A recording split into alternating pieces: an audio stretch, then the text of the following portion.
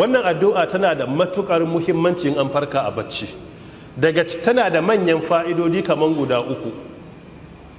In dai ka yi ta kana farka a bacci ka kiyaye, kana da manyan fa'idodi tabbas guda uku in ka karanta ta don Allah ka san ma'anarta. Na farko manzon Allah tsira da aminci tabbata a gare shi ce kana zuwa ƙarshen addu'an ka ce rabbi gifirli, Allah ka gafarta min. Na farko ya ce gufirala, take Allah yake gafarta maka zunubanka. In ka ce Allah ya gafarta mai ce gufirala, an gafarta masa.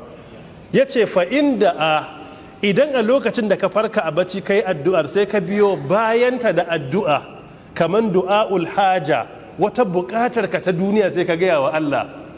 Manzon Allah sallallahu alaihi wa alihi wa sallam yake cewa istujibala, take Allah subhanahu wa ta'ala zai amsa maka. Fa'ida nawa?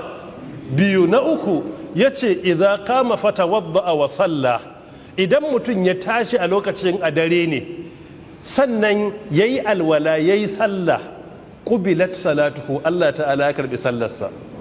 Bi ma'ana an karbi sallarsa.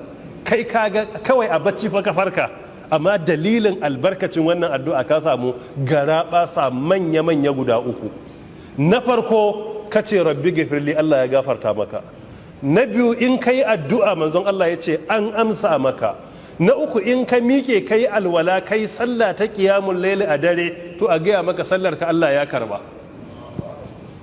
Kawai wannan addu'a za ka karanta la ilaha illallah wahdahu la sharika la, lahul mulku wa lahul hamdu wa huwa ala kulli shay'in qadir, subhanallah walhamdulillah wa la ilaha illallah wallahu akbar wa la hawla wa la quwwata illa billahi al-aliyyil azim rabbi ghfirli.